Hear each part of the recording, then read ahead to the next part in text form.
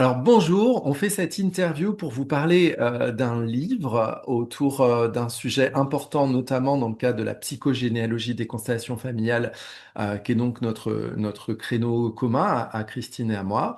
Voilà, je suis Jean-Baptiste Soir, je suis psychogénéalogiste, j'anime des constellations familiales et je forme aux constellations familiales individuelles, collectives et à la psychogénéalogie.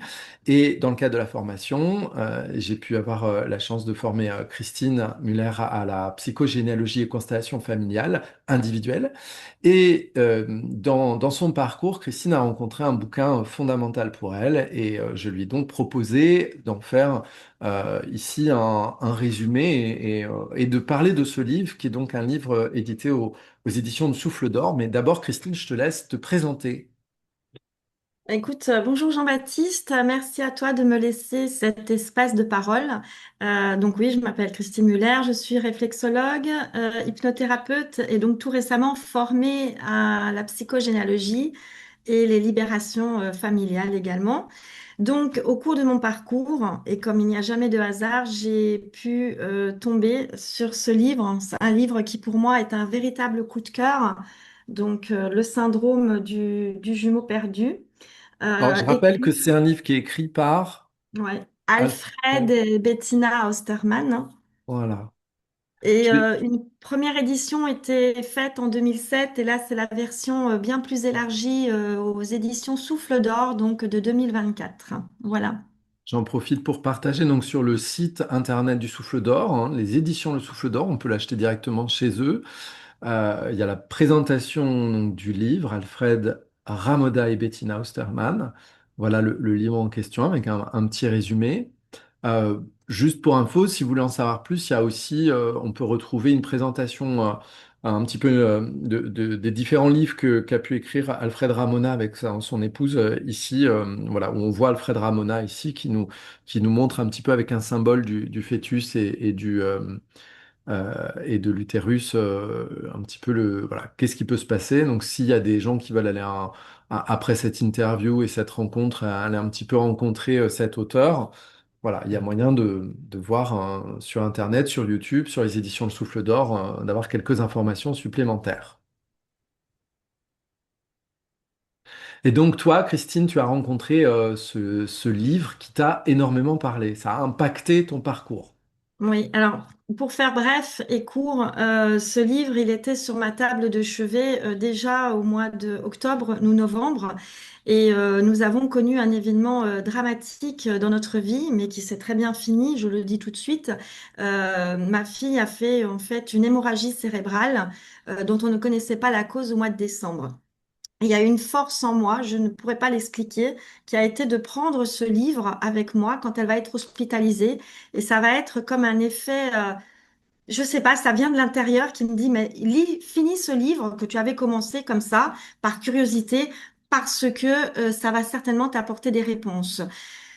Ne me demandez pas pourquoi, c'est sorti comme ça. Et en fait, chez nous, il n'est pas question de se poser de se demander est-ce que potentiellement ma fille Sibélia a un jumeau perdu ou pas, puisque ça, on a médicalement la trace, on a des imageries qui le prouvent.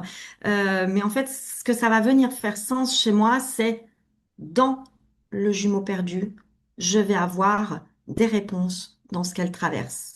D'accord, Voilà, c'est ça en fait. dans ce livre, tu vas voir Oui, concrètement des cas qu'il expose voilà. et qui correspondent à ce que En tu vis. fait, au travers de la lecture de ce livre, je vais comprendre plein de choses qui étaient déjà là sous mes yeux, mais dont je n'ai pas vraiment pris la mesure, l'ampleur, quoi, en quelque sorte. Donc, il est extrêmement bien fait. La première partie de ce livre concerne tout ce qui va être le fœtus, le développement de l'embryon, les cellules. Ensuite, ben justement, la potentialité d'un jumeau enfin, d'un embryon qui reste et donc des autres qui vont disparaître. Et la dernière partie, et qui est magistrale, c'est justement pas tant la perte, mais qu'est-ce qu'on fait pour le jumeau survivant. Voilà. D'accord. Donc Et donc passionnant. On va là, aller. je vais avoir beaucoup, beaucoup de réponses, pardon, déjà sur le questionnement de son... Parce que bon, en plus, elle traverse la période de l'adolescence, et tout parent sait que l'adolescence, c'est très particulier, c'est la construction de soi. Donc, on aurait vite tendance à dire, oui, non, mais ce comportement-là, c'est effectivement l'adolescence. Non, pas dans le contexte du jumeau perdu, enfin du Ouais. survivant, du coup. Mm, mm. Voilà. Donc toi, là où ça fait sens particulièrement, c'est que non seulement tu reconnais des symptômes de ce qu'elle vit, mais en effet, comme tu le dis, vous aviez une trace médicale qu'il y avait bien une Oui. grossesse gémellaire. Oui. Voilà. Et alors Parce là que, aussi, dans le livre, je ne sais pas, on pourra peut-être en parler, où justement on se demande, mais pourquoi est-ce que ce n'est pas tellement connu, en fait? Et bah moi, je suis de l'autre côté, je suis la maman, je suis celle qui a eu l'information et qui, en fait, l'a psychiquement effacé, cette information. Et mm, quand il le décrit comme ça, je le comprends d'autant mieux parce que bah, toute maman, alors oui, il se trouve que moi c'était la troisième grossesse, donc je connaissais un petit peu, mais je me posais des questions. Pourquoi est-ce que ma prise de sang d'abord elle n'était pas très révélatrice? On me parle d'un œuf clair, mais en fait je comprendrai par après que les taux seront là, mais on ne verra pas beaucoup. Et puis après, bah, je vais avoir la chance de faire plusieurs échographies alors que normalement mm. il y en a moins au tout début. Et là, on va me dire ensuite, ben, potentiellement grossesse gémellaire, effectivement imagerie avec deux embryons, et après, ben, il n'en restera plus qu'un. Et je pense que le corps médical, en fait, se penche vraiment sur le jumeau, enfin celui qui Sur reste, le et du vivant. Mm, coup, le survivant, et du coup, ben, toute l'attention est portée sur ben, bébé va bien finalement, et la mm, grossesse continue. Voilà. Et cet effacement-là, eh bien, à un moment donné, oui, il n'existe plus. Oui, il n'y a pas Jusqu'à... d'accompagnement à la parentalité dans le cadre d'une grossesse gémellaire qui devient une grossesse simple. Ouais, Il n'y a pas de brief au niveau médical, a priori, sur potentiellement quelles peuvent être les conséquences, est-ce qu'il est important voilà. d'en parler ou pas. Tout ça, ça n'existe pas, a priori. Bah, disons, moi, je parle d'une grossesse qui a eu lieu en 2008 déjà. Ouais. Bon, les choses évoluent quand même hein, depuis, mais on parle d'une grossesse en 2008. Et puis, comme dit, comme la grossesse continue, bah, on se focalise là-dessus finalement. Mhm. Et même en tant que mère, bah, tout va bien et on ne porte pas vraiment l'attention qu'il faudrait sur ce qui s'est réellement passé. Voilà. D'accord. Ce serait bien d'avoir les commentaires à cette vidéo sur des gens qui ont pu avoir une expérience similaire, même plus récente, savoir comment aujourd'hui le corps médical réagit à ça. Est-ce que, encore une fois, on reste focalisé sur l'enfant vivant et il n'y a pas de notion de deuil, il y a un deuil inexistant, ou est-ce qu'aujourd'hui, il y a des personnes qui, par l'accompagnement médical qu'ils ont pu avoir, ont commencé à avoir une prise en compte particulière des conséquences et de comment accompagner une grossesse qui a été connue comme multiple à la base, même si elle devient une naissance simple. Voilà, ce serait bien d'avoir les retours. On va explorer ce livre, un petit résumé de ce livre avec toi, Christine, pour motiver les gens à l'acheter. Donc, comme, comme je disais, la première partie est très intéressante parce qu'elle va nous expliquer les étapes du développement du fœtus. Donc, je ne vais pas rentrer vraiment dans les détails, mais ce qui est très intéressant, c'est de se dire vraiment que pour eux, la grossesse n'est pas un phénomène abstrait. Voilà, ça c'est très important de le comprendre. C'est un tout en fait. C'est un corps qui va se développer, c'est vivant et ce que nous on appelle le psychique, en fait, il va d'abord s'enraciner dans la vie cellulaire. Voilà, ça c'est un grand. Pour moi, c'est parce que souvent, quand on discute comme ça avec les gens de jumeaux perdus et donc de jumeaux survivants, oui, non, mais de toute façon, il n'y avait pas encore les yeux, les oreilles, comment veux-tu, il n'a pas Mmh, entendu, tout ça. Non, mais ça arrive dès le départ avec la division cellulaire, quoi. C'est ça qui est très important. Et donc, dans la vie utérine, en fait, ce qui se passe, c'est qu'au tout début, il va y avoir plusieurs embryons et mhm, puis il va y en avoir un qui va continuer sa route et qui va aller jusqu'à la naissance. Et puis les autres, ben, un autre ou deux autres, qui vont s'arrêter, disparaître, être absorbés, être lysés, et le survivant qui va, lui, continuer sa route jusqu'à sa naissance. Alors, ce Voilà. que tu dis, c'est qu'il y a plusieurs possibilités de la perte d'un des fœtus. On parle de jumeaux perdus, bien entendu qu'on englobe les grossesses multiples avec l'arrivée d'un seul enfant vivant.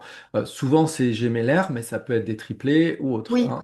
oui, oui. Et puis alors, il parle bien hein, que la fécondation soit naturelle ou qu'elle soit par insémination, par donc les FIV ou bien par PMA. euh, la réalité, elle reste la même. C'est-à-dire qu'à la Mhm, fin, il ne peut en rester qu'un alors qu'ils étaient plusieurs. mhm, mhm, Voilà, mhm. ça c'est super important. Et il faut savoir aussi que lorsqu'une femme a déjà eu des enfants avant et qu'elle a dépassé 30 ans, potentiellement, elle augmente ses chances de porter en fait une grossesse, d'avoir au départ une grossesse gémellaire, Ouais, ce qui était d'accord. d'ailleurs mon cas. Voilà. Ok. Alors, bien évidemment, moi, cet effacement, je le mets. Alors, moi, j'ai rencontré deux gynécos sur ma route hein, à ce moment-là, puisque je vais prendre un deuxième avis. Je recadre aussi qu'on est en 2008 et que je sais que 18 ans après, les choses ont aussi évolué, hein, bien évidemment. Et j'ai été très, très bien accompagnée. Ça, y a rien à dire là-dessus. Mais je pense que l'effacement, bah, il vient de deux choses. Il vient que, déjà, d'une part, dans ma famille, il n'y a pas de jumeaux. Donc, à aucun moment. On va Mhm. se dire potentiellement, oui, je peux effectivement porter enfin, des jumeaux Tu dis, il n'y a pas de jumeaux connus, dans ma vivants. lignée, voilà, Ouais. vivants, connus, reconnus, Mhm, voilà. mhm. Par contre, quand on refait le schéma inverse, j'ai deux enfants avant, de 3 ans d'écart, et je vais retrouver des photos où je les habille pareil.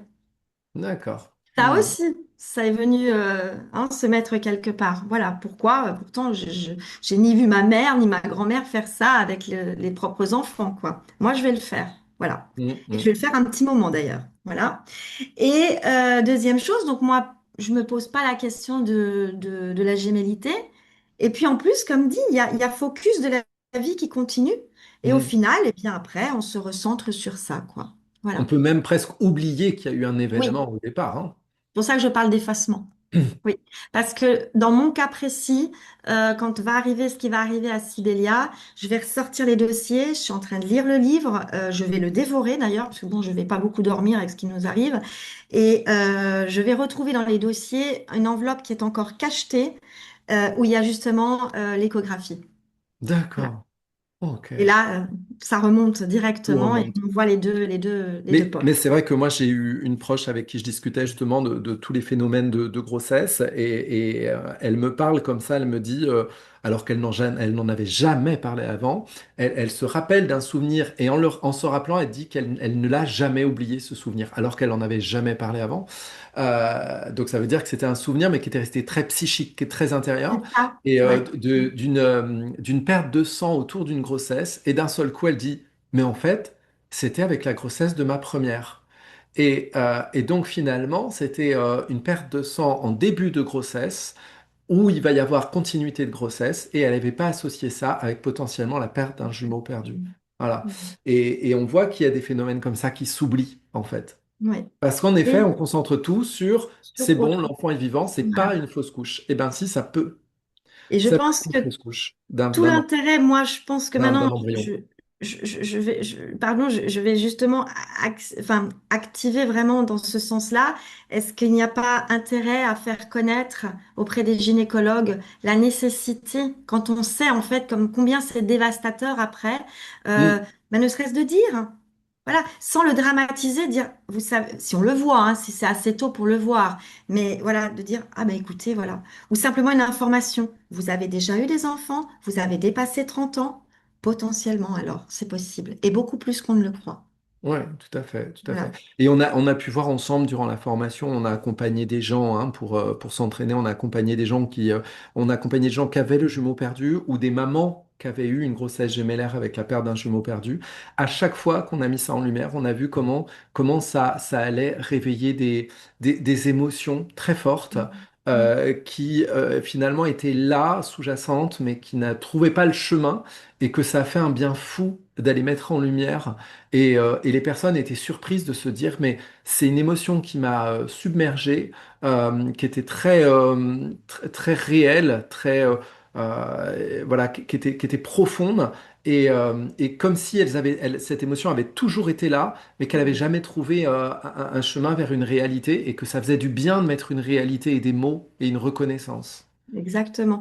C'est pour ça qu'ils expliquent en fait que quand il y a fécondation, ils l'expliquent bien au début du livre, il faut savoir que la cellule n'est pas juste un amas de matière. Voilà, c'est déjà en fait un système de perception et de relation. Et en fait, là où il insiste beaucoup, c'est sur la décision cellulaire. Parce qu'en fait, cet embryon, il va capter, il va réagir avec son environnement. Il n'est pas dans un espace vide. Donc, il est Hmm, constamment en interaction. Et donc, si potentiellement il y avait un autre être vivant aussi réel que lui, hmm, et qu'en fait, il l'a perçu, et qu'après il part, eh bien, on comprend en fait tout ce mécanisme d'interaction. L'embryon ne fait pas que grandir, l'embryon s'adapte. Et en fait, avec cette décision cellulaire, on sait tous bien que les cellules du cœur ne sont pas les mêmes que les cellules de la peau parce qu'elles ne représentent pas les mêmes, elles n'ont pas les mêmes fonctions. Eh bien, cet enfant qui va grandir petit à petit, s'il y a eu un mécanisme de perte, hein, puisqu'en fait, on sait très bien, le liquide, la chimie du liquide va changer, il va y avoir le rythme, les émotions qu'il va capter qui vont être différentes. Tout ça est perceptible. Et donc, au moment où il va se développer, eh bien, à ce moment-là, il va s'adapter. Et en s'adaptant, il y a une réponse avec ce qu'on appelle la décision cellulaire. Il y aura une adaptation. Il ne fait pas juste hmm. que grandir. Voilà. Ouais. Et c'est dans ce sens-là où justement, ce corps, c'est vraiment un tout. C'est la biologie avec le corps, c'est Mhm. l'émotion, mais c'est également le psychique. Et le Ça système forme un nerveux, tout. parce qu'il ne faut pas oublier que le Voilà. système nerveux se développe avant tout ce qui va être cerveau, etc. Donc en effet, il n'y a peut-être pas une compréhension par Ah, l'embryon au ouais. niveau du cerveau, il n'y a pas de compréhension de ce qu'est l'autre. Par contre, déjà, le système nerveux peut avoir engrammé des choses. La fameuse mémoire prénatale. Mm, mm. Voilà, voilà. Donc en fait, quand l'un des deux va s'arrêter, euh, c'est le rythme qui n'est plus le même, c'est la chimie ambiante utérine qui n'est plus la même, ce sont des battements qui ne sont plus les mêmes. C'est vraiment, il va percevoir très très tôt, il n'a pas besoin d'avoir 2, 3, 4 mois, il va percevoir très très tôt que la vie s'est arrêtée et qu'il y a un vide qui est inexpliqué. Voilà. Mm, mm. Et malgré tout, lui, il va continuer à grandir. Et Ouais. on peut dire qu'il y a des conséquences pour le jumeau vivant quand il y a eu jumeau perdu, même s'il y a eu perte de ce jumeau dans les premières semaines. Bien sûr que c'est sans doute plus traumatisant quand c'est plusieurs mois, voire à la naissance, qu'il y a le décès d'un jumeau avec par exemple la naissance d'un enfant mort-né. Mais même quand il y a eu quelques semaines de vie, il y a quand même des conséquences d'avoir eu un jumeau perdu. Bah, disons qu'au travers du livre, moi, ma fille coche toutes les cases, alors qu'on est sur euh, potentiellement quelques semaines. Voilà, eh oui, Et comme moi, en plus, j'ai la preuve par l'imagerie, on sait très bien que c'est réel. d'accord. Ouais, Et ouais, je non, mais peux à c'est peu près bien de le dater. préciser. Donc moi, elle coche, alors donc, par rapport à ça, il faut savoir que biologiquement, le corps enregistre une perte de repère, ça c'est très important de le dire, que émotionnellement, c'est une nostalgie qui s'installe avec en fait quelque chose comme de l'ordre du manque, voilà, Qu'on et ne peut pas forcément psychique, expliquer en plus. C'est ça qui voilà, va être terrible. C'est-à-dire que la personne, elle peut vivre un ressenti et elle n'arrive pas à l'accrocher à une réalité. et c'est ça. Et puis psychiquement, c'est une difficulté à se sentir vraiment entier, une incomplétude et une Hmm, culpabilité d'exister et de vivre. voilà. Donc en fait, ces trois schémas, ces trois directions qui ne forment ce tout. Et donc ce mal-être. Et ma fille, elle coche exactement tout, bien que je sais qu'il n'a pas vécu longtemps, Eh oui. vraiment. Et c'est vrai qu'on l'a vu en formation, quand on est attentif en anamnèse, quand on écoute les gens parler, on va retrouver souvent pas chez tout le monde concerné, mais souvent on va retrouver des mots comme j'ai toujours eu l'impression qu'il me manquait quelque chose, une part de Voilà. moi, quelqu'un, j'étais incomplète. On va retrouver ce champ lexical-là. Oui, ce sentiment d'incomplétude, il est là. La solitude, hein, donc qui Mm. fait écho à cette nostalgie, elle est présente également. Et puis cette culpabilité, parce qu'il y a une forme de loyauté invisible. Pourquoi moi je vis et l'autre non, en Ouais, fait. ça, on va en parler parce que dans les différentes strates du livre, ça va. Enfin, c'est un livre qui est très complet sur le sujet, c'est pour Oui, ça qu'on en parle, hein, et qui t'a touché et que c'est important qu'on le partage. D'ailleurs, on va sûrement mettre en place avec les éditions Le Souffle d'Or une opération pour vous permettre peut-être de l'avoir avec une promotion ou autre. Et parce que c'est vraiment fondamental, je trouve, comme sujet. Il parle d'ailleurs de 10% de grossesses qui seraient concernées par des grossesses multiples. C'est un tout petit chiffre. J'ai même entendu parler de presque 70% des grossesses à partir d'un certain âge. Donc pour l'instant, c'est encore assez flou les statistiques sur le sujet. Dans tous les cas, je trouve que on est très nombreux, moi je suis aussi concerné, on est très nombreux à être concernés par le sujet du jumeau perdu, soit parce que nous-mêmes on a eu un jumeau perdu, soit parce que on est parents et que parmi les grossesses qu'on a eues, il y a eu des jumeaux perdus.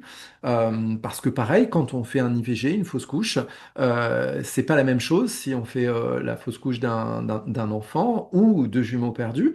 Dans le travail de deuil, dans le travail d'acte symbolique, on le fait on reconnaît deux enfants et non pas un, ou en tout cas le nombre d'embryons qu'il y a pu avoir. Donc c'est vrai que tout ça, ça rentre en ligne de compte. Et puis pareil, dans la fratrie, on peut ne pas avoir le jumeau perdu, mais avoir un grand frère ou un petit frère ou une grande sœur, une petite sœur concernés.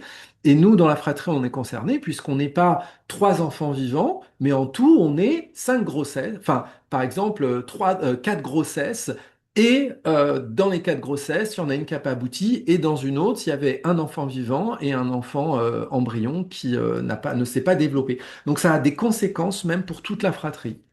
oui. Ben, ça, c'est les deux volets, pour le survivant et pour la lignée, pour Voilà, l'espace l'espace de la famille. Oui, c'est effectivement. ça. Alors, dans ce livre, donc dans les sujets que tu souhaitais évoquer dans ce livre, tu parlais de cette notion de la perte invisible. Quand il y a un jumeau qui disparaît, on est en rapport avec le deuil, et pourtant, c'est un deuil qui n'a pas vraiment de place et d'existence ou de légitimité. Parle-nous un petit peu de cet aspect-là. Bah, disons qu'en fait, quand le jumeau va disparaître, hein, le jumeau perdu va disparaître, il va créer, comme je disais, que tout était relié et que c'est une interaction, les cellules, hein, que ce soit au stade vraiment au tout début ou bien plus tard, on est en totale interaction avec, donc plus tard, le fœtus avec ses sens, mais déjà au tout début, les cellules interagissent entre elles, donc elles vont ressentir ce vide sans qu'on ne puisse mettre une explication dessus. Hmm. C'est ce problème-là, en fait. Ce vide, on ne lui trouve aucune... Enfin, c'est pas qu'il n'a pas de sens, puisqu'il a effectivement un sens, puisqu'il y a eu un départ, mais disons qu'il n'y a pas d'explication qui a été donnée. Et le tout petit, bah, lui, Il va n'est pas, on peut dire continuer. qu'il n'est pas verbalisé. Il n'est pas reconnu, voilà. Il n'est Ouais, pas il n'y a pas de reconnu. reconnaissance. Et là où c'est très important, c'est pas là où, enfin, comme moi j'ai compris le livre, ce n'est pas tant la perte qui est importante, mais c'est ce qu'on en fait de cette perte. Hmm. Comment on va l'intégrer, comment on va en parler, et tout, quoi. Voilà. La perte en soi, ben, il y a eu perte. Et de toute façon, moi j'ai eu, alors, il n'y a pas de hasard. Entre l'hospitalisation de ma fille et la fin de l'événement, j'ai accompagné quatre personnes sur le jumeau Hmm. perdu, dont trois avec une séance particulière pour ça, de révélation. Donc, en 3 mois, je trouve que c'est, voilà, c'est Là, on est fou. sur les synchronicités, hein. Voilà, Hmm. c'est fou, hein, voilà. Et du coup, ce que je voulais dire par là, c'est que une fois que l'on va mettre en lumière ça, une fois que il y a un espace qui est reconnu, une fois que ce jumeau qui est parti, il est reconnu, il est nommé, on lui laisse sa place, eh bien, c'est l'autre qu'on autorise à vivre. C'est un peu ma conclusion du coup, mais Mais c'est tout à fait. nommer et donner la place qui permet justement aux survivants de pleinement exister. Parce Et que là, tant que l'un n'a pas sa place et n'est pas reconnu, eh bien c'est compliqué de faire sa vie là-dessus. C'est Voilà. ça. Et du coup, ce qu'on a pu constater aussi dans les dynamiques relationnelles familiales inconscientes, invisibles, c'est que quand il y a un enfant qui n'est pas reconnu par les parents, il y a un ou plusieurs enfants dans la fratrie qui va être en charge de combler ce vide et qui va prendre en charge cet enfant symbolique euh, en attendant éventuellement que, il ait une place et qu'il soit reconnu par le couple parental. Et donc on va se retrouver avec en effet une partie de la fratrie qui peut porter cet enfant non reconnu, cette grossesse qui n'a pas trouvé de place et qui peut vivre des problématiques de place, de reconnaissance, d'identité. D'autant plus que rapidement, bon, on peut évoquer le fait que ça n'a pas des conséquences tout à fait identiques. Si par exemple je suis né garçon et j'avais un jumeau perdu garçon, ou si je suis né garçon que j'ai un jumeau perdu fille, ou vice-versa, quoi. Alors, là-dessus, pour l'avoir accompagné, bon, alors moi, j'ai pas l'expérience qu'ils ont, bien évidemment, mais souvent, la personne le sait, inconsciemment. Mm. Ça va être, par exemple, une personne qui va, parce qu'ils le disent bien, ce vide, toute sa vie, on va le rechercher.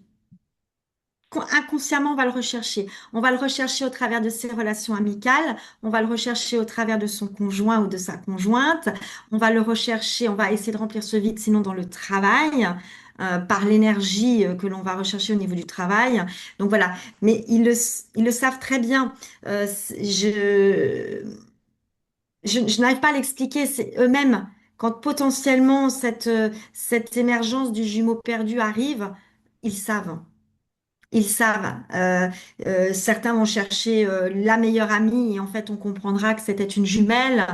D'autres au travers du conjoint. Alors au niveau du conjoint, c'est excellent parce que Selam le décrit aussi. Au départ, on va partir sur le fameux coup de foudre où voilà ça matche bien. Et puis petit à petit, en fait, on se rend compte que bah non, finalement ça ne fonctionne pas puisque la personne inconsciemment cherchait son autre, celui avec Bah, qui elle chercher veut plus. un frère ou une sœur jumelle et non pas un Voilà, conjoint. Et c'est pas voilà, pareil dans la relation. voilà, voilà. Et du coup, eh bien, ça va donner. Moi, je l'ai en mon stage, j'ai pu accompagner quelqu'un là-dessus qui vient consulter pour un problème de couple et qui, au final, ben, par l'intermédiaire du jumeau perdu, on a tout résolu en une fois, quoi. Parce qu'en fait, elle va comprendre qu'au travers de son compagnon, eh bien, c'était ce jumeau, ce frère jumeau qu'elle a Mm. perdu. Voilà. Qui était transféré, il y Et avait un déplacement. voilà. Mais une fois qu'on met du sens, déjà la relation de couple s'apaise complètement, puisque comme dit Selam, il suffit de recadrer, de mettre des mots et dire, ben voilà, tu n'es pas mon frère, tu es mon conjoint, de comprendre tout ce cheminement. Et comme on a accueilli le jumeau avec son espace et qu'on va le nommer par après, eh bien lui prend sa place aussi. Donc tout rentre Mm. finalement dans l'ordre. Alors, c'est pas fait en un claquement de doigts, si ça nous arrive à 50, 60 ans, on le comprend bien, mais le système s'apaise, mais enfin, moi, je, Bien sûr. je, je je trouve que ce sont mes plus belles séances, en fait. Quand on vient Dans, à la rencontre de son jumeau, oui. et dans les protocoles qu'on a vus en constellation plateau individuelle, il y a une des choses que les gens peuvent mettre en place s'ils se sentent concernés, c'est vraiment de manifester l'espace de la vie, l'espace de la mort, de prendre un personnage pour eux, un personnage pour le jumeau perdu, de bien en mettre un dans la vie, c'est-à-dire soit dans la vie, l'autre dans la mort, et de verbaliser devant ce plateau pour que ce soit concret. Moi, je suis l'enfant vivant, toi, tu es l'enfant dans la mort, chacun depuis son espace, on a le droit d'exister, moi depuis la vie, toi depuis la mort. Et ça, c'est vraiment important de bien remettre en place chacun depuis son espace. Et comme ils disent aussi, plus le jumeau survivant, quand il aura reconnu, en fait, quand le jumeau perdu sera reconnu, prendra possession de sa vie, plus il le fera, enfin, plus l'autre, enfin, plus il sera vivant, quoi. Il sera vivant au travers de la vie qu'il prend, en fait. Voilà. Mm. Tout à fait. Et alors, ce qui est intéressant, c'est, moi, je l'ai vécu, c'est-à-dire le deuil bloqué du jumeau perdu. C'est-à-dire que moi, j'ai une jumelle perdue et jusqu'à très récemment, je l'avais en conscience, mais j'avais le deuil complètement bloqué. Je ne voulais pas aller à cet endroit-là. Ça bloquait. Il n'y avait pas de, j'étais pas prêt. Il y avait quelque chose en moi qui ne voulait pas. Et je pense que c'est quelque chose de tellement énorme, immense, que il y a comme un processus d'autoblocage qui dit non, n'y va pas. C'est trop dangereux, c'est trop difficile, c'est trop dur. Faut mieux vivre avec ce vide que d'aller rencontrer ce deuil. Et, euh, et en fait, une fois qu'on se lance dedans, c'est comme en constellation. Une fois qu'on y est, oui, c'est peut-être très fort à traverser émotionnellement, mais quelle libération après quand ce deuil il est reconnu, quand il est traversé, quand on a relancé le processus de deuil, c'est magique hein, pour soi. Hein. Et Bettina et Alfred Ostermann, en fait, dans le livre, ils parlent aussi d'accompagnement au niveau de l'eau. Ils parlent de renaissance avec des stages où on va à la rencontre de son jumeau perdu en revivant en fait tout le contexte de la flottaison dans l'espace Hmm. souterrain. Et là, vraiment, c'est la renaissance, en fait, en quelque sorte. Voilà. Et ils insistent bien là-dessus que la reconnaissance du jumeau perdu, ça ne doit pas enfermer dans la tristesse, ça ne doit pas être quelque chose empli de noirceur, des choses comme ça. C'est vraiment, il est reconnu, après il peut être nommé, on lui laisse un espace. On le dissocie bien hein, quand même parce que chacun a droit à son identité, ça c'est très important. Donc par exemple le jumeau qui est vivant, il a sa date de naissance, il va être, on va dire, fêté à ce moment-là. Et on peut, moi, je sais ce que j'ai fait dans l'accompagnement des personnes que j'ai eues comme ça, dire, bah écoutez, aujourd'hui, c'est la date de reconnaissance de votre jumeau perdu. Hmm. Ça peut être une date importante. Euh, Planter un arbre ou alors simplement acter cette journée comme la reconnaissance. Vous existez à partir de ce moment-là différemment et vous portez non plus maintenant un vide, mais une vie qui va prendre toute sa place, quoi. Et ça, c'est important sans rentrer dans le contexte de l'enfermement, l'emprisonnement, le côté noir du deuil. Non, ça doit rester quelque chose de très beau et de très vivant. C'est ça en Voilà. fait. Ouais, ouais, il y a une célébration en fait de la reconnaissance de l'autre derrière le deuil. Hein. Voilà. Alors, ce qui est beaucoup plus compliqué, je dois l'avouer, c'est lorsque, en fait, on se retrouve, et ça, il y a des témoignages, parce que ce livre, en fait, est un essai thérapeutique, ce n'est pas un simple livre, il se base sur des recherches, il se base sur des cas cliniques, enfin, on sent qu'ils ont vraiment investigué depuis de longues années, en fait, hein. C'est pour ça que c'est très sérieux comme bouquin. Lorsque la majorité des personnes, elles ont 60 ans, 50, 60 ans, elles ont passé toute leur vie avec des échecs soit sentimentaux, soit relationnels, et puis au final, elles ne comprennent pas. Et il y a une phrase qui revient souvent, c'est «Mais je suis folle ou je suis fou ou quoi?» Parce que ils voient, en face d'eux, les gens ne comprennent pas ça ne Mhm. comprennent pas. Ils ont une sensibilité qui est différente. Étant donné qu'ils vivent avec cette incomplétude, cette grande solitude, alors souvent les autres leur disent, mais non, tu as des amis, mais non, tu es en couple. Mais il y a quelque chose, quoi. Et donc, c'est de l'ordre après, quand on rencontre des gens d'un certain âge, qui se disent, mais est-ce que je suis fou? Est-ce que je suis passé à côté de ma vie? Est-ce que, voilà. Et souvent, il n'y a plus les parents derrière. Donc, ils se retrouvent seuls avec tout ça. Et ça, c'est pas facile. Et je trouve, il y a ça. Et la deuxième chose, c'est l'adolescence. Alors là, il peut y avoir Mhm. entre les parents, mais quand on est en pleine construction de soi, où on a vraiment, les parents, c'est les derniers modèles qu'on a envie de voir, on se construit soi-même. Et là où quand il faut, ben, nous, on a été confrontés par ça, où il faut quand même mettre la graine, dire, voilà, potentiellement, avec beaucoup de douceur, beaucoup de bienveillance, ça fait peut-être écho à ça, et puis ne pas forcer. Ne Alors pas là, forcer. on va arriver sur ce sujet justement de comment on parle de cette notion du jumeau perdu, par exemple en tant que parent. Comment on en parle à son enfant? Est-ce qu'il faut en parler? Par exemple, toi, tu le savais dès la grossesse. Est-ce que dans ces cas-là, est-ce qu'il c'est intéressant d'en parler à l'enfant dès tout petit? À quel âge faut mieux en parler? Est-ce qu'il faut mieux pas en parler? Est-ce qu'il faut attendre des symptômes pour en parler? Si on découvre qu'il faut en parler à l'adolescence parce qu'on a omis, on a oublié parce qu'on s'est concentré sur la vie et qu'à l'adolescence quelque chose ressurgit. Voilà, parle-nous un petit peu de comment parler Alors, de ça à ses moi, enfants. moi, c'est sûr que si c'était à faire, j'aurais refait autrement. C'est évident. En parler, oui, et en parler le plus tôt possible. Ça, c'est vraiment ce que je dirais aux personnes. Dès lors qu'on le sait, hein, par exemple dans mon cas, dès lors qu'on le sait, eh ben, quand on accouche et qu'on accueille un enfant plutôt que deux ou que trois, on va dire voilà, tout simplement, alors pas quotidiennement comme ça, pas non plus martelé, mais voilà, tu avais un frère ou une sœur jumelle, tu n'étais pas tout seul dans le ventre de maman, mais toi, tu es là et tu es légitime, tu es vivant. Enfin, des mots tout simples, quoi, mais pour que ça soit déjà là. Le bébé ressent tout, le bébé comprend tout, il a passé 9 mois avec des interactions, donc voilà, ce serait vraiment une erreur de penser que il est beaucoup trop jeune pour pas comprendre. Ouais, Voilà. même, je dirais même dès la vie intra-utérine, c'est-à-dire que si on a une échographie qui montre qu'il y a par exemple un fœtus mort ou qu'il y a deux fœtus vivants et qu'il y a la deuxième échographie, il n'y en a plus qu'un, je pense que dès là, on peut commencer à Ah bah dire, écoute, oui, voilà mon petit, t'as perdu, dis donc, t'as perdu peut-être un frère ou une sœur jumelle, ça doit être très dur, t'es tout seul dans le ventre, mais maman est là, papa est là, ce n'est pas ta t'inquiète pas. faute. Voilà, Ce n'est ce pas n'est ta pas faute. ta faute, c'est sa décision. Voilà. Toi, tu es le vivant, l'autre a décidé de ne pas continuer la vie. Et peut-être même commencer à mettre une reconnaissance, pourquoi pas un prénom symbolique, pour qu'il n'y ait pas du vide, pour que ce soit parlé et pour que Voilà. nerveusement, il y ait quelque chose qui se désactive au niveau de l'inquiétude et de la solitude. Voilà, parce qu'en fait, sinon, on va parler de fantômes invisibles, hein, donc Ouais. s'ils ne sont pas nommés. Après, ça, c'est dans le meilleur des cas où le gynéco a expliqué, ou la sage-femme, enfin voilà, et puis qu'on a eu l'imagerie et tout et tout. Maintenant, dans le cas où effectivement on ne sait pas, Mm.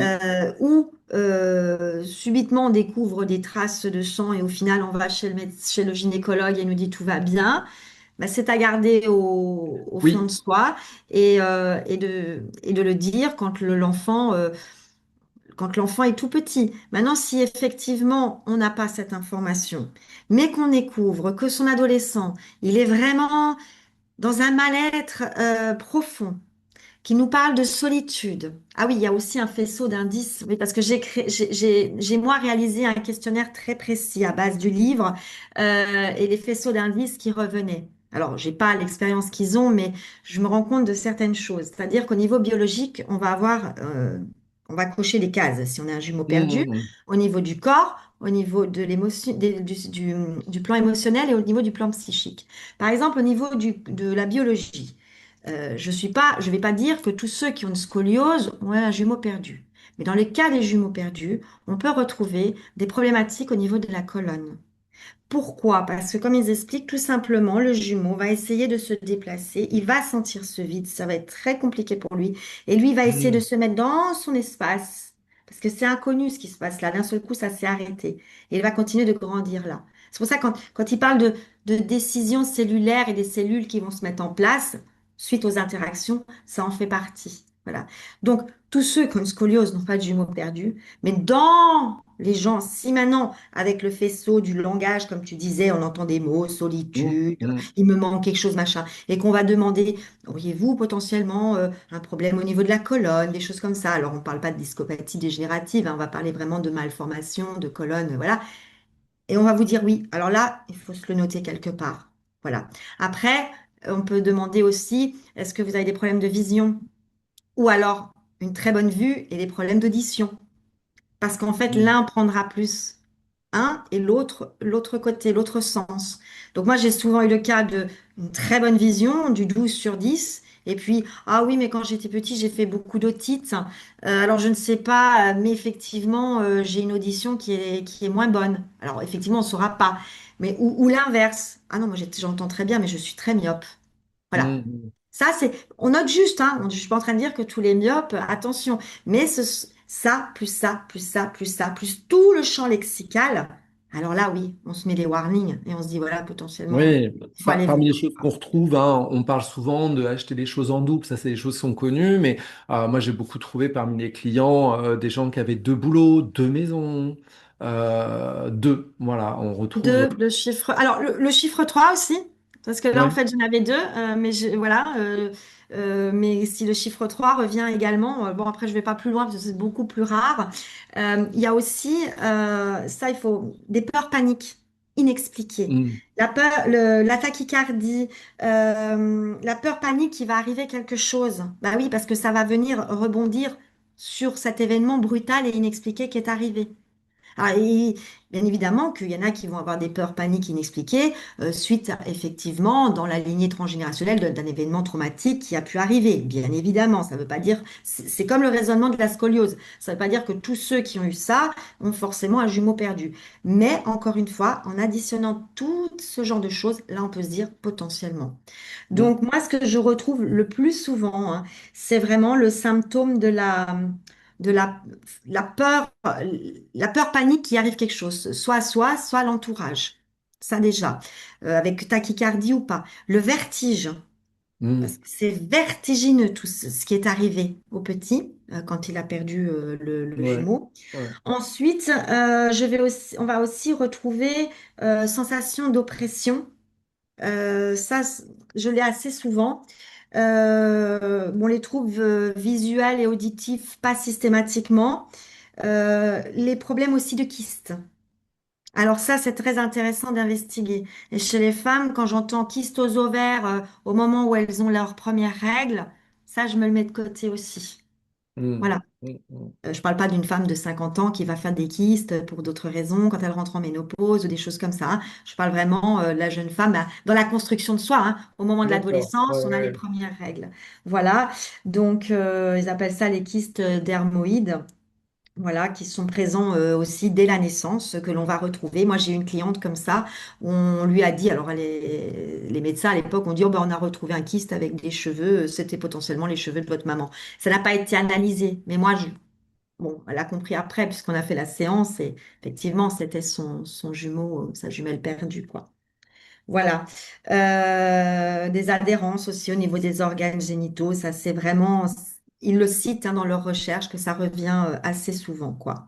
Et au niveau émotionnel, bah, ça tu le disais, l'envie d'acheter, ça c'est au niveau comportemental. Au niveau émotionnel, en fait, ça va être par exemple des gens qui quand ils vont vivre une séparation, ça va prendre des proportions énormes.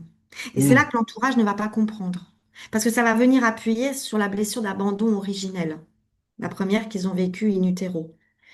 Et l'entourage ne comprend pas que ça fasse un cas énorme comme ça pour la personne qui est le survivant, en fait, en Ouais, on quelque va sorte. retrouver aussi au niveau émotionnel, ça rejoint ça, c'est la tendance à avoir des relations fusionnelles en couple, Voilà. en amitié, voilà, Voilà. c'est par défaut, c'est soit relation fusionnelle, soit rien. Ou alors, ça aussi j'ai remarqué, et ils en parlent aussi, c'est je suis avec mon conjoint ou ma conjointe, au départ voilà tout va bien, et puis petit à petit je vais plus rechercher le contact, je vais plus rechercher à être entourée, touchée ou pas trop, mais en tout cas tout ce qui va être plus du domaine érotique, ça va poser problème. Mhm. Ah oui, parce qu'en fait on couche pas avec son frère ou sa sœur C'est en ça, vrai. ça revient à une sorte d'incestuel, Voilà. voilà. Mhm. Ouais. Donc c'est ça. Il y a aussi ceux qui vont souffrir anormalement de la perte, encore une fois, la perte d'un animal. Alors c'est dramatique, hein, son animal de compagnie, de vie, oui, c'est fort. Mais là, ça prend vraiment des proportions énormes. Voilà. Mhm. Mhm. Qu'est-ce qu'on remarque aussi le plus souvent? Oui, une appétence pour tout ce qui va être art créatif. Mhm. Ça, ils en parlent aussi, une attirance pour tout ce qui va être créé, la danse, remettre du mouvement, remettre de la vie, en fait, inconsciemment. Voilà. D'accord. Euh, et puis des addictions. Voilà. Parce Oui, que ben, on vient remplir dépendance le affective et vide. addiction. Mhm. Voilà. Ça, oui. Ouais, bien Donc, sûr. quand on a tout ça, on commence à se dire, voilà, là, il faut quand même Mhm. Mhm. regarder. Dans les relations avec le partenaire, bah, tu l'as dit, hein, la fusion ou un petit peu le retrait.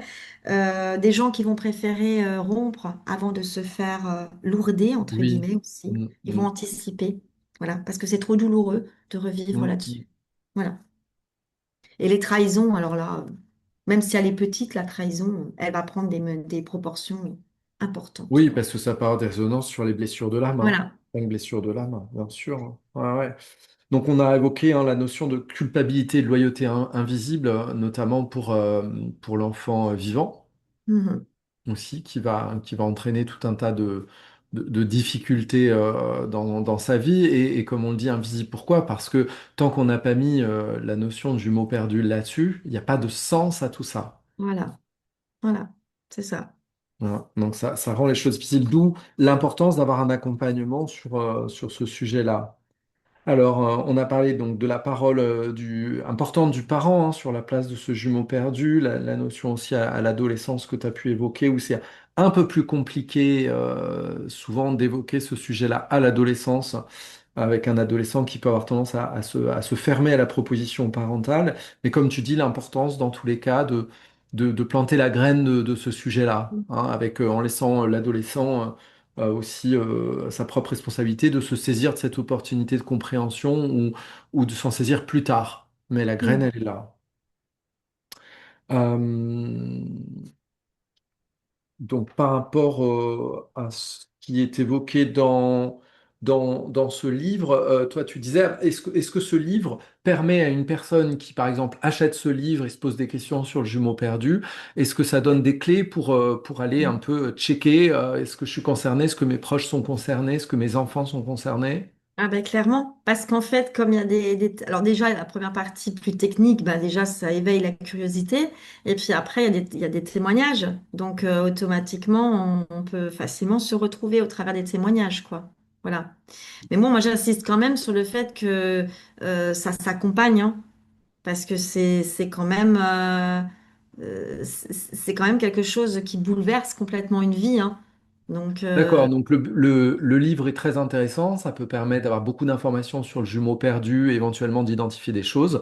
Si on identifie, ça reste important d'aller vers un ouais. accompagnement Non, spécifique. en fait, dans l'accompagnement, alors bon, là, ils expliquent comment ils font, et moi, je suis allée voir sur leur site, et malheureusement, c'est tout en allemand, enfin, les choses où j'ai un peu le plus de mal à Mm. comprendre, mais euh, bien que je suis limitrophe avec l'Allemagne, mais bon, c'est vraiment au moment où on va rencontrer dans un espace sécure. Alors moi, je le fais maintenant sous hypnose, mais une hypnose encore bien particulière. Je trouve que l'eau est encore mieux, hein, en vrai, hein. Même sans le vivre, je me doute bien que là, ça doit être encore plus fort, parce qu'en fait, c'est cette mémoire. On a accès à cette mémoire prénatale, hein, qui est en fait dans nos cellules, et c'est la libération de cette mémoire. En fait, cette mémoire, enfin, elle est reconnue, elle a un espace. Voilà.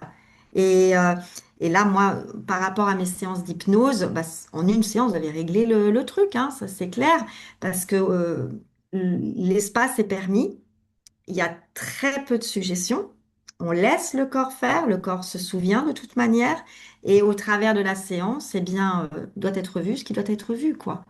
Et s'il y a contact, s'il y a quelque chose qui se passe, moi j'ai envie de dire c'est bingo, quoi. Si une émotion se décristallise, si voilà, quoi. Parce que ça, on peut pas l'inventer. Eh oui. Donc là, tu proposes ce protocole. Donc pour te contacter, toi, Christine, c'est sur ton site internet. Oui, c'est ça. Bon, alors moi, j'ai pas encore marqué exactement, voilà, la rencontre de son jumeau perdu. Mais c'est dans le cadre de délibération, oui. Ça rentre D'accord. Et là-dedans. donc ton site internet, on le mettra de toute façon dans la description de la vidéo. Au bien-être avec un H, au bien-être.fr. Voilà. D'accord. Ok. Donc, pour ces accompagnements, pas uniquement, mais entre autres autour du jumeau perdu, avec ta boîte à outils qui est très complète, puisque aussi bien tu vas pouvoir utiliser l'hypnose, mais tu peux utiliser la constellation familiale individuelle et puis l'enquête transgénérationnelle, parce que on voit aussi que la trace du jumeau perdu, il y a plusieurs façons aussi d'aller la vérifier. Nous, on a vu ensemble l'outil du théâtre de vie. Donc, le théâtre de vie, c'est une analyse symbolique de la date de naissance avec le tarot de Marseille. Et là, on peut aller, on peut voir aussi hein, des Mais- traces de jumeaux et, perdus avec cet outil-là. et je me suis amusée à aller dans l'autre sens, c'est-à-dire que voilà, une fois que je sais, je viens voir aussi. Parce que des fois, ils ne nous demandent pas de théâtre de vie. Et là, Non. effectivement, hein, des fois, c'est CQFD, quoi. Ah oui, oui, Donc oui. voilà, voilà. On a et également les prénoms. Donc, dans l'analyse transgénérationnelle, on a l'analyse du génogramme avec l'analyse transgénérationnelle des prénoms du génogramme. Il y a des prénoms qui peuvent en parler. Alors, des prénoms doubles. Hein, moi, Jean-Baptiste, prénom double avec un tiret. On fait le lien entre deux enfants. Non pas que toutes les personnes qui ont un prénom composé ont un jumeau perdu, bien sûr, mais ça peut être une trace d'un inconscient familial qui tente de faire le pont entre deux enfants. et dont Jean, qui est l'anagramme de Ange, qui peut nous parler d'un enfant non né. On a Delphine, moi je trouve beaucoup le prénom Delphine avec le jumeau perdu, en tout cas la trace d'un enfant non né, d'un petit dauphin qui n'a pas pu se développer, un fœtus qui n'a pas pu se développer jusqu'à l'état vraiment humain et vivant. Donc tout ça, ce sont des outils qui nous permettent d'aller un peu plus loin dans cette enquête. Et alors là, tu parles de prénom. Alors moi, ça va être l'autre côté où j'ai beaucoup recoupé. C'est tout ce qui va nous parler de moitié. Michel, par Mhm. exemple. Quand quelqu'un va me dire, alors encore une fois, comme tu dis, hein, c'est le faisceau hein, qui permet. C'est pas juste des éléments pris comme ça de manière éclectique. Isolé, Voilà. Mais Michel, bah, moitié. la moitié. Et puis, il me parle de coquillage, comme tu nous avais expliqué, quoi. Ensuite, aussi quelque chose que j'ai pas parlé dans les symptômes. Alors ça, par contre, c'est assez souvent aussi quand on me parle de migraine. Mm. Voilà, parce que c'est Ouais, la la moitié de la moitié de la graine. Hein. graine. Voilà, alors ça aussi, hein, quand il y a migraine, qu'on me parle de solitude inexpliquée, de vide, Alors là, voilà, euh, c'est quelque chose que je garde de côté. Mais effectivement, il y a l'arbre, il y a le théâtre de vie, il y a tout le champ lexical de la personne, il y a potentiellement au niveau de la biologie, des choses aussi. Et après, ben, en regroupant tout ça, effectivement, mais jamais, au grand jamais, je vais dire à quelqu'un, oh bah c'est ça, vous avez ça. Non, jamais, hein. Il faut en fait aller venir explorer. Alors quand la personne a lu le livre et que potentiellement elle se questionne là-dessus, eh bien en une séance, alors ça peut être effectivement en hypnose ou alors dans l'eau, hein, une renaissance comme ça à la rencontre de ses premiers moments de vie ou de cette vie utérine. Voilà, ça va suffire pour créer le bon espace. Après, il Mm, suffira de mm. nommer, mais je veux dire, voilà, c'est pas non plus une thérapie au long cours, hein. Voilà. Et par contre, après, enfin, moi, j'ai vu des gens, mais complètement transformés, quoi. Ouais, bien sûr. Enfin, qui deviennent eux-mêmes, en fait, sans leurs blessures. Parce que ça va amener la problématique de place de toute façon. Hein. Ce jumeau Voilà, perdu non reconnu, ça va amener voilà, une problématique de place. voilà. Et alors, il y a aussi quelque chose d'important que je dirais pour les personnes, et ça, c'est toi qui me l'as dit, au travers d'une constellation, mais pour autre chose. Effectivement, si on est en face d'un adolescent qui ne peut pas entendre, et on le comprend pourquoi, euh, les parents peuvent prendre leurs responsabilités aussi. C'est-à-dire, de toute façon, les parents restent les parents de leurs enfants. Donc, on va pas dire, bah, tu vas choisir pour potentiellement ta petite sœur ou ton petit frère perdu le prénom. Non, c'est le parent, les parents qui viennent nommer, qui viennent reconnaître cet enfant-là. Alors, moi, je l'ai pas fait de façon violente. On l'a fait mon mari et moi. Et puis, un matin, au salon, il y avait mais pas très grand, hein, un tout petit poupon dans un petit, comme un petit berceau, mais tout est en tout doux, hein, comme un doudou, quoi, et posé comme ça, parce que j'estime que le salon est la pièce de vie, il n'y a pas à cacher quoi que ce soit. C'est pas Mhm. non plus l'objet qu'on va mettre en plein milieu, mais c'est là, c'est présent, c'est à côté de Il la, y a une place. voilà, il y a une place à côté de la lumière et la télécommande, donc c'est des choses qu'on active assez régulièrement. Et Sibélia nous a dit, c'est quoi ça? Donc voilà, ben, c'est Laurie. Et nous, c'était important pour nous. Là, on l'a pas dit par rapport à elle, on a dit c'est important pour nous qu'elle ait sa place. Voilà, et après, on va pas passer tous les jours en faisant du Mhm. théâtre là-dessus. Non, pas du tout, quoi. Voilà. Et plus, et ça je l'ai retenu de notre formation, en fait, quand on va laisser la place de façon intelligente et conscientisée, eh bien c'est ça de moins, en fait aussi. On allège aussi un petit peu l'adolescent. Après, lui il fera son chemin, mais c'est déjà là. Et moi, il n'y a pas de hasard. Hier, ma fille a vécu une forte, alors j'ai cet entretien aujourd'hui, une forte trahison amicale, encore une. Mhm. Mhm. Et on a abordé la discussion. Alors, j'y suis pas allée justement comme autrefois, ne sachant pas, parce que ça aussi, hein, les parents, ils savent pas. Ils vont dire à leur ado, mais arrête, t'exagères. Moi, je l'ai dit plein de fois. Puis en fait, bah non, elle exagère pas. Elle est Mhm. tellement juste différente avec ça. L'exagération, en tout cas, elle vient, elle a un sens, en fait. Voilà, c'est ça. Donc, quand les copains ou les copines lui disent, non, mais t'es folle ou quoi? C'est bon, c'est trois fois rien. On Pourquoi tu te fait mets dans ces états-là? trop. Voilà, mais en fait, non. Et donc là, on a discuté un peu et moi, j'ai juste dit, tu vois, il y a eu cet épisode-là, puis il y a eu ça, puis il y a eu ça. Tu vois, à chaque fois, ça vient chercher ça. Alors Mhm. j'ai dit, juste gentiment, j'ai dit, ben, moi je pense que quelque part, il y a autre chose à comprendre derrière. Et là, j'avais pas besoin d'en dire plus, puisque j'avais déjà mis la première graine avant, Ben quoi. oui, voilà, Voilà, c'est ça. Mhm, voilà, ouais, bien vu. Bien vu, voilà, bien voilà. vu.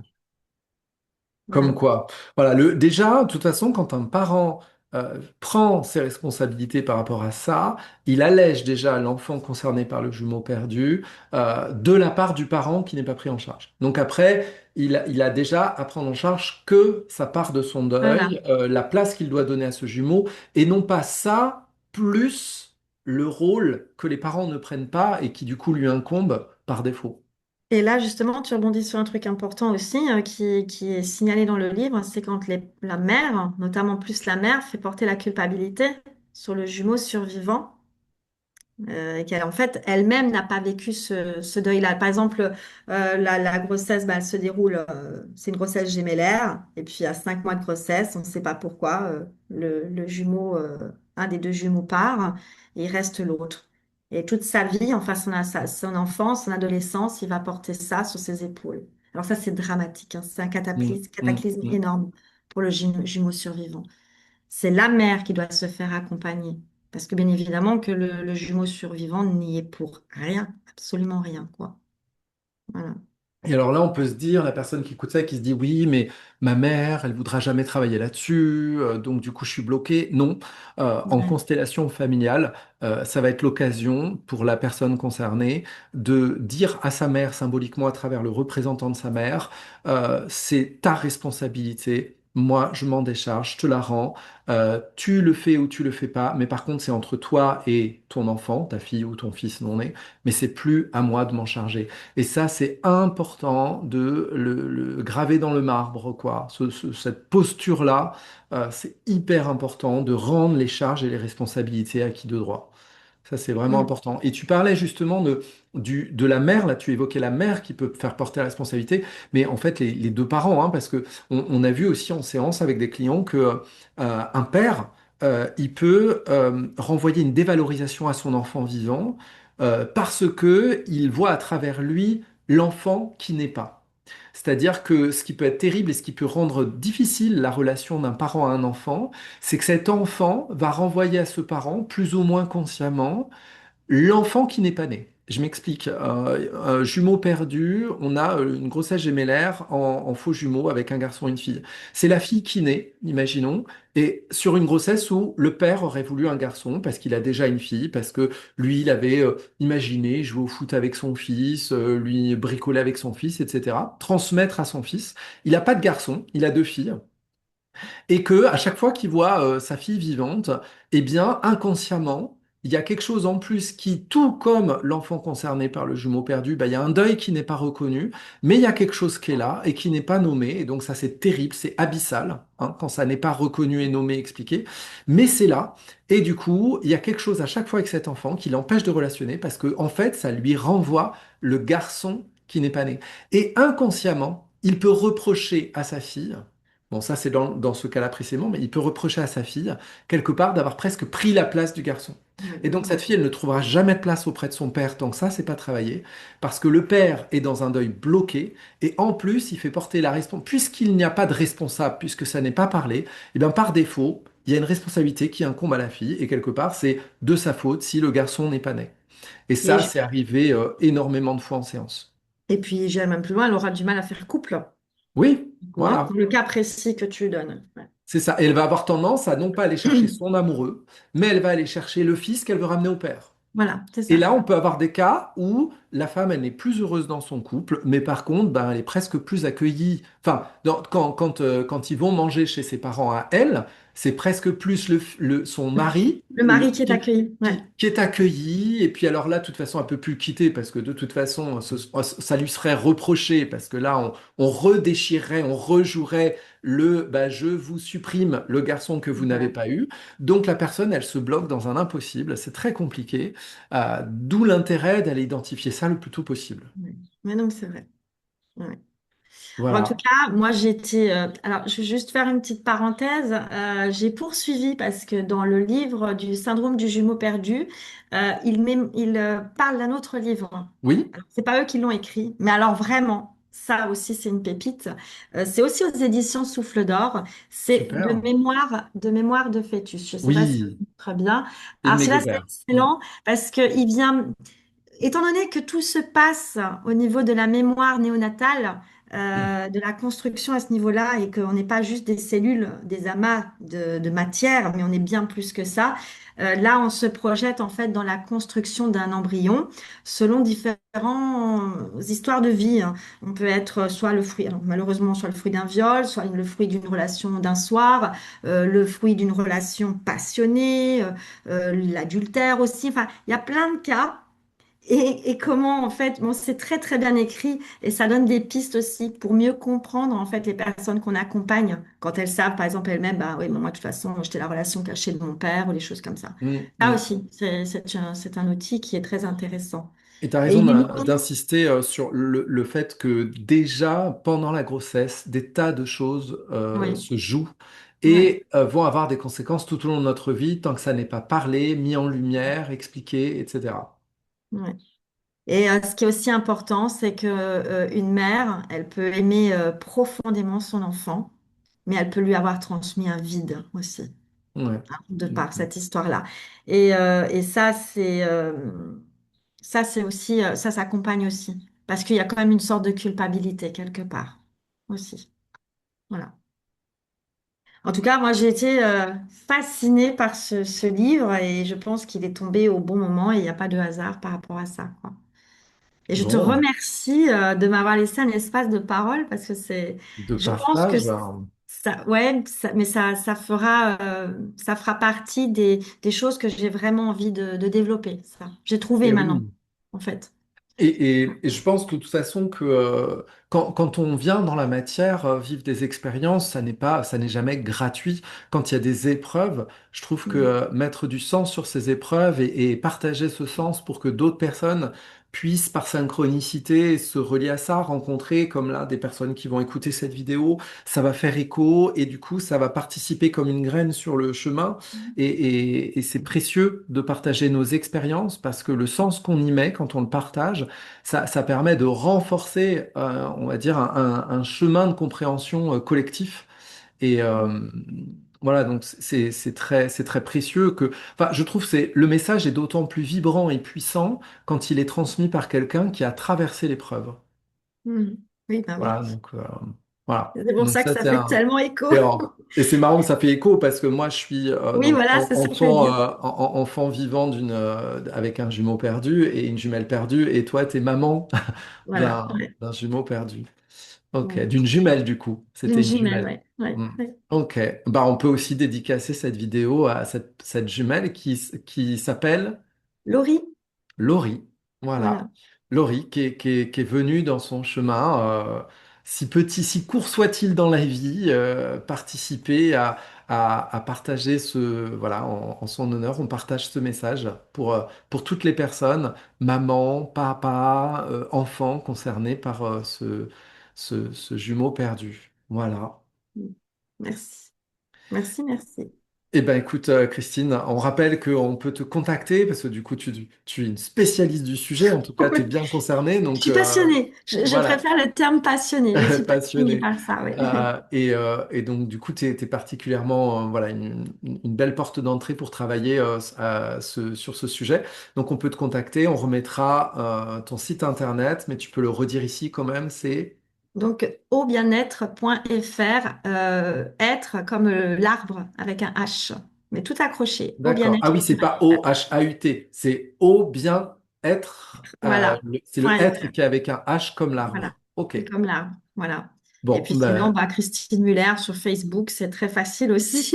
Voilà. à retrouver. Parfait. Voilà. Donc, tu accompagnes avec différents outils, la réflexologie plantaire, l'hypnose, Oui. plutôt Et une la hypnose psychologie. ericksonienne. Non, c'est Non. l'hypnose mixte, D'accord. formée chez Hypnosalis. Voilà. D'accord. Et la psychogénéalogie, les constellations familiales individuelles. Formée par toi. Ouais, et où Et tu le t'es théâtre de vie aussi. Voilà, oui. théâtre de vie et voilà où tu as été t'es, passionné quand tu fais les choses, tu les fais à fond.